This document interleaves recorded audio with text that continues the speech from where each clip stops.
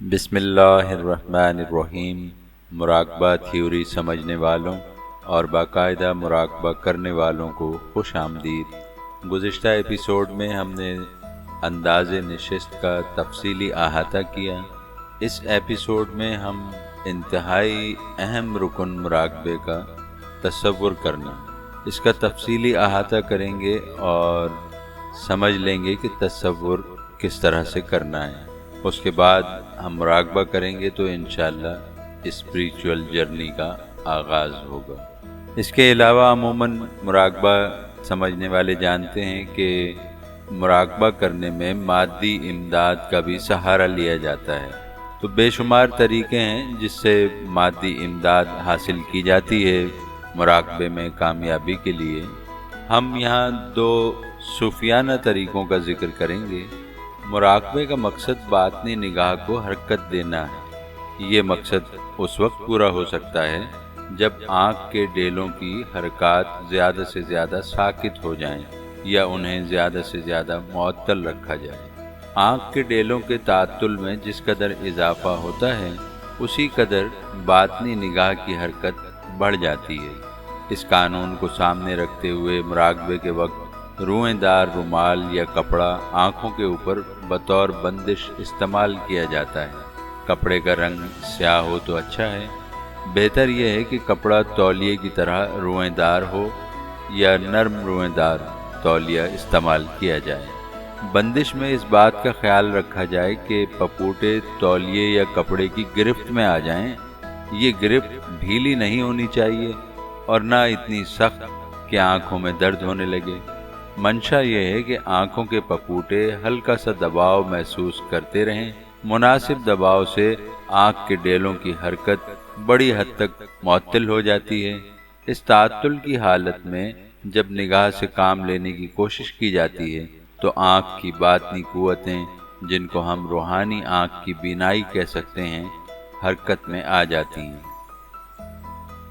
سماعت کو بیرونی آوازوں سے محفوظ رکھنے کے لیے اور باطنی آوازوں کی طرف توجہ بڑھانے کے لیے کالی مرچ کا سفوف روئی کے پھوئے کو ہلکا سا نم کر کے اس میں لپیٹ لیا جاتا ہے اور اس پھوئے کو مراقبے کے وقت کانوں میں رکھا جاتا ہے۔ کالی مرچ کی یہ خصوصیت ہے کہ وہ بیرونی آوازوں کی لہروں کو جذب کر لیتی ہے اور اندر کی آواز کو سماعت کی سطح پر لاتی ہے۔ کانوں میں روئی کے پھوئے رکھنے اور آنکھوں پر پٹی باندھنے کا اضافی فائدہ یہ ہے کہ مراقبے کے وقت ماحول کے اثرات کم سے کم ہو جاتے ہیں۔ لازمی نہیں ہے کہ مراقبہ کرتے ہوئے ان دونوں طریقوں پر عمل کیا جائے، ان کے بغیر بھی مراقبہ کیا جا سکتا ہے۔ تمام باتوں کو مد نظر رکھتے ہوئے آرام دہ نشست میں بیٹھ جائیں۔ آنکھیں بند کر کے کچھ دیر کے لیے ذہن کو آزاد چھوڑ دیں، پھر ہر طرف سے توجہ ہٹا کر مراقبہ کریں۔ تصور۔ عام طور پر لوگ اس الجھن کا شکار ہو جاتے ہیں کہ تصور کیا ہے، تصور کس طرح کیا جاتا ہے۔ تصور کا مطلب یہ سمجھا جاتا ہے کہ آنکھیں بند کر کے کسی چیز کو دیکھا جائے۔ مثلاً اگر کوئی شخص روحانی استاد کا تصور شیخ کرتا ہے تو وہ بند آنکھوں سے استاد کے جسمانی خد و خال یا چہرے کے نقوش دیکھنے کی کوشش کرتا ہے۔ کوئی شخص روشنیوں کا مراقبہ کرتا ہے تو بند آنکھوں سے روشنیوں کو دیکھنا چاہتا ہے۔ یہ عمل تصور کی تعریف میں نہیں آتا، بلکہ اس کا مطلب یہ ہوگا کہ ایک شخص بند آنکھوں سے کسی چیز کو دیکھنے کی کوشش کر رہا ہے، یعنی دیکھنے کا عمل ساکت نہیں ہوا۔ چونکہ دیکھنے کا عمل ساکت نہیں ہوا، اس لیے تصور قائم نہیں ہوگا۔ تصور سے مراد یہ ہے کہ آدمی ہر طرف سے ذہن ہٹا کر کسی ایک خیال میں بے خیال ہو جائے، اس خیال میں کسی قسم کے معنی نہ پہنائے اور نہ ہی کچھ دیکھنے کی کوشش کرے۔ مثال کے طور پر اگر روحانی استاد کا تصور کیا جائے تو اس کا طریقہ یہ ہے کہ آدمی آنکھیں بند کر کے اس خیال میں بیٹھ جائے کہ میں شیخ کی طرف متوجہ ہوں یا میری توجہ کا مرکز شیخ کی ذات ہے۔ شیخ کے جسمانی خد و خال یا چہرے کے نقوش دیکھنے کی کوشش نہ کی جائے۔ اسی طرح روشنیوں کا مراقبہ کرتے ہوئے محسوس کیا جائے کہ میرے اوپر روشنیاں برس رہی ہیں۔ روشنی کیا ہے اور روشنی کا رنگ کس طرح کا ہے، اس طرف ذہن نہ لگایا جائے۔ مبتدی کو اس وقت شدید ذہنی پریشانی کا سامنا کرنا پڑتا ہے جب اسے مراقبے میں ادھر ادھر کے خیالات آتے ہیں۔ مراقبہ شروع کرتے ہی خیالات کا ہجوم ہو جاتا ہے۔ ذہن کو جتنا پرسکون کرنے کی کوشش کی جاتی ہے، خیالات زیادہ آنے لگتے ہیں، یہاں تک کہ اعصابی تھکن اور بیزاری طاری ہو جاتی ہے۔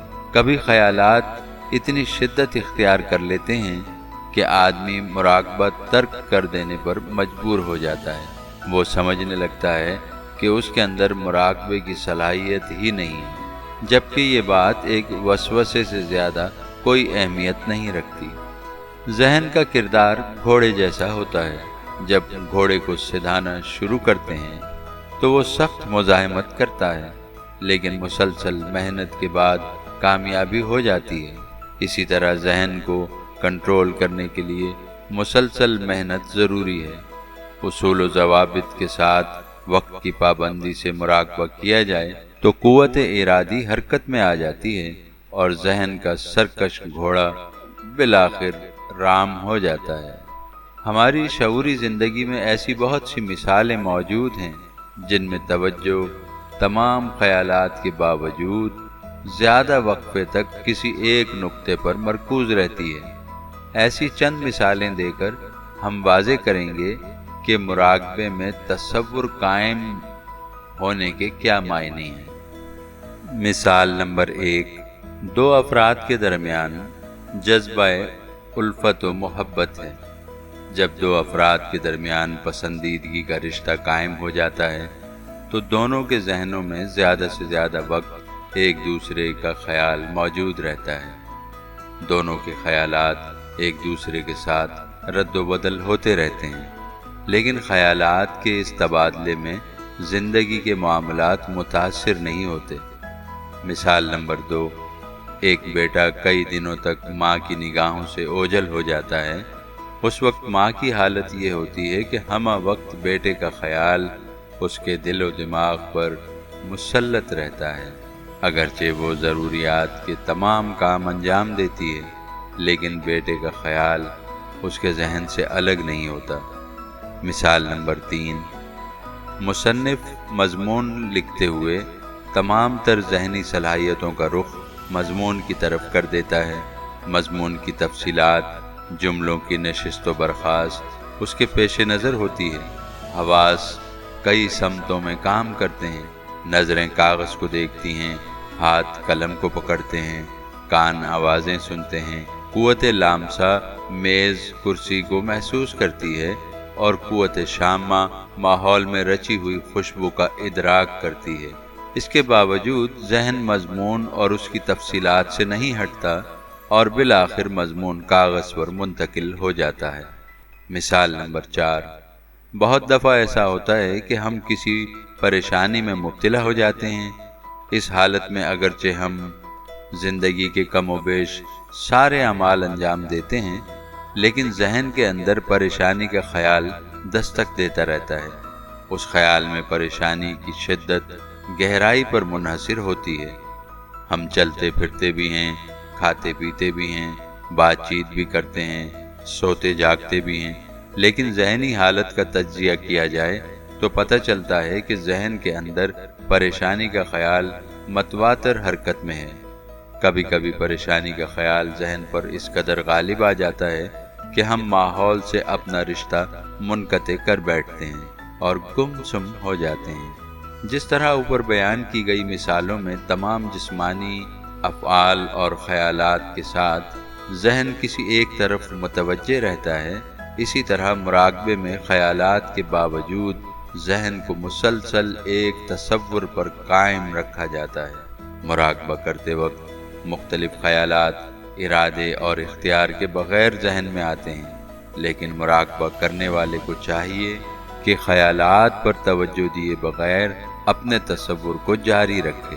بے ربط خیالات آنے کی بڑی وجہ شعور کی مزاحمت ہوتی ہے۔ شعور کسی ایسے عمل کو آسانی سے قبول نہیں کرتا جو اس کی عادت کے خلاف ہو۔ اگر آدمی شعور کی مزاحمت کے آگے ہتھیار ڈال دیتا ہے تو صراط مستقیم سے بھٹک جاتا ہے۔ اگر وہ شعوری مزاحمت کی پرواہ کیے بغیر مراقبہ جاری رکھتا ہے تو رفتہ رفتہ خیالات کی رو مدھم پڑ جاتی ہے اور طبیعت میں الجھن اور بیزاری ختم ہو جاتی ہے۔ مراقبے میں کامیاب ہونے کا آسان راستہ یہ ہے کہ خیالات کو رد کرنے یا جھٹکنے سے گریز کیا جائے۔ خیالات آئیں گے اور گزر جائیں گے۔ اگر خیالات کو بار بار رد کیا جائے تو یہ خیالات کی تکرار بن جاتی ہے، اور بار بار کسی خیال کی تکرار سے ذہن پر خیال کا نقش گہرا ہو جاتا ہے۔ مثال نمبر 5، آپ گھر سے کسی باغ کی سیر کو نکلتے ہیں۔ آپ کے ارادے میں یہ بات متواتر موجود رہتی ہے کہ آپ باغ کی سیر کو جا رہے ہیں۔ اگر یہ خیال ذہن سے حذف ہو جائے تو آپ کبھی باغ تک نہیں پہنچ سکتے۔ راستے میں خوشنما سڑکیں اور مکانات دکھائی دیتے ہیں اور کسی جگہ گندگی کا ڈھیر بھی نظر آ جاتا ہے۔ ان تمام چیزوں کو دیکھنے کے باوجود قدم منزل کی طرف بڑھتے رہتے ہیں۔ اگر آپ کسی خوبصورت عمارت کو دیکھنے کے لیے رک جائیں یا گندگی کے پاس ٹھہر کر کراہت کا اظہار کرنے لگیں تو آپ رک جائیں گے اور باغ تک نہیں پہنچ سکیں گے۔ اگر خوبصورت عمارت کا خیال یا گندگی کا تصور ذہن پر مسلط ہو جائے تو باغ تک پہنچنے کے بعد بھی باغ کی سیر سے لطف اندوز نہیں ہو سکتے۔ اس مثال سے یہ واضح کرنا مقصود ہے کہ اگر مراقبے میں کوئی شخص کسی خیال کو رد کرنے یا تصور کی تصویر کشی میں مصروف ہو جائے تو اس کا ذہن ثانوی باتوں میں الجھ جاتا ہے اور ذہنی مرکزیت حاصل نہیں کر سکتا۔